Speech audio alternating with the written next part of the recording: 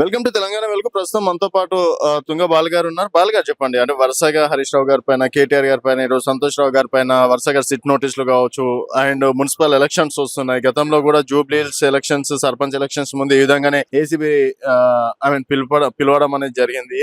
అంటే ఏం జరుగుతుంది తెలంగాణలో? అంటే మొదటి నుంచి కూడా రేవంత్ రెడ్డి గారు కాంగ్రెస్ ప్రభుత్వం ఏర్పడ్డప్పటి నుంచి కూడా ఆయన ఇచ్చినటువంటి హామీల పైన, హామీలు ఎవరైతే అడుగుతారో హామీలు నెరవేర్చలేని పరిస్థితిలో ఉన్నప్పుడు ఎలక్షన్స్ వచ్చిన సందర్భంగా ఇటువంటి ముందుకు తీసుకురావడం, అంటే గతంలో ఎలక్షన్ సందర్భంగా, బై ఎలక్షన్ సందర్భంగా ఈగార్ రేస్ సంబంధించి, అదే విధంగా ఇప్పుడు సిట్టు విడతల వారిగా మొదటగా హరీష్ రావు గారు, కేటీఆర్ గారికి, ఈ రోజు మాజీ రాజ్యసభ సభ్యులు నిన్న నైట్ సంతోష్ రావు గారు, ఇట్లా విడతల వారిగా ఇచ్చుకుంటూ ప్రజలను డైవర్ట్ చేయడం. అంటే ప్రజలకు ఇస్తున్నటువంటి హామీలు, మీరు ఇస్తున్నటువంటి హామీలు ఏదైతే 420 హామీలు, 6 గ్యారెంటీల గురించి మీరు ఇవ్వకుండా ఈ 2 సంవత్సరాలు అయిపోతుంది. ఏ ఒక్క మహిళకైనా మీరు తులం బంగారం, మీరు ఒప్పుకున్నటువంటి తులం బంగారం ఇచ్చిరని అడుగుతున్నా. మీరు ఒక మహిళకైనా స్కూటీ ఇచ్చిరని అడుగుతున్నా. విద్యా భరోసా సంబంధించింది విద్యా భరోసా కార్డు ఇచ్చిరని అడుగుతున్నా. విద్యార్థులకు సంబంధించింది జాబ్ క్యాలెండర్ అని రిలీజ్ చేస్తే జాబులకు సంబంధించింది జాబులు ఎటువైనాయని అడుగుతున్నా. అంటే ఏవి అడిగినా వాటిని డైవర్ట్ చేసుకుంటూ రేవంత్ రెడ్డి గారు తన ప్రభుత్వాన్ని నడిపిస్తుండు.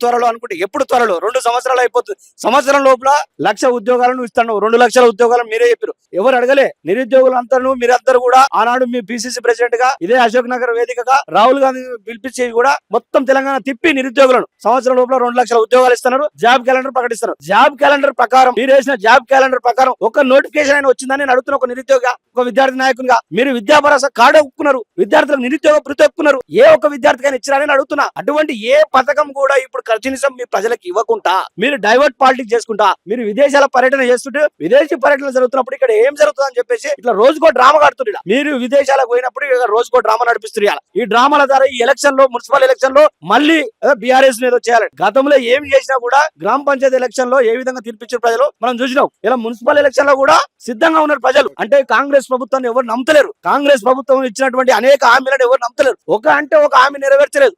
ఏ హామీ కూడా నెరవేర్చలేదు ఇప్పటి వరకు. ఈ ప్రభుత్వం వచ్చినాక ఒక హామీ కాదు, ఏ హామీ నెరవేర్చలేదు. కాబట్టి ప్రజలు నమ్మే పరిస్థితి లేరు.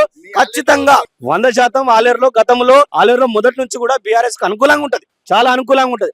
ఈ ప్రజలు ఈయన ఇచ్చినటువంటి మేనిఫెస్టోని చూసి, సరే గతంలో సరే అక్కడక్కడ కొన్ని ఎమ్మెల్యేలు ఓడిపోవడం వల్ల అక్కడ ఓడిపోవడం జరిగింది. సరే మెజార్టీ సర్పంచులు ఆలేరులో ఎవరికి వచ్చినట్టు తెలుసుకోండి ఒకసారి. మెజార్టీ సర్పంచులు ఆలేరు నియోజకవర్గంలో అత్యధికంగా సర్పంచులు వచ్చినటువంటి పరిస్థితి అక్కడ. ఇలా మున్సిపల్ లో కూడా ఆలేరు కావచ్చు, యాదగిరిగుట్ట కావచ్చు, కైవసం చేసుకుంటూ అక్కడ ఉన్నటువంటి పరిస్థితులు గతంలో ఏ విధంగా ఉండే కేసీఆర్ గారి నాయకత్వంలో యాదగిరిగుట్ట ప్రాంతం అంతా కూడా గతంలో ఉమ్మడి ఆంధ్రప్రదేశ్ ఏ విధంగా ఉండే, కేసీఆర్ గారు తెలంగాణ రాష్ట్రం వచ్చినాక యాదాద్రిని అభివృద్ధి చేయడం వల్ల అక్కడ యాదగిరిగుట్ట చుట్టుపక్కల దాదాపు 20 కిలోమీటర్ల పరిధిలో ఉన్నటువంటి రైతులు ఏ విధంగా ఆనందంగా ఉంటే, రైతులకు సంబంధించిన భూముల రేట్లు ఏ విధంగా పెరిగినాయి, వాళ్ళంతా కూడా సంతోషంగా కూడా.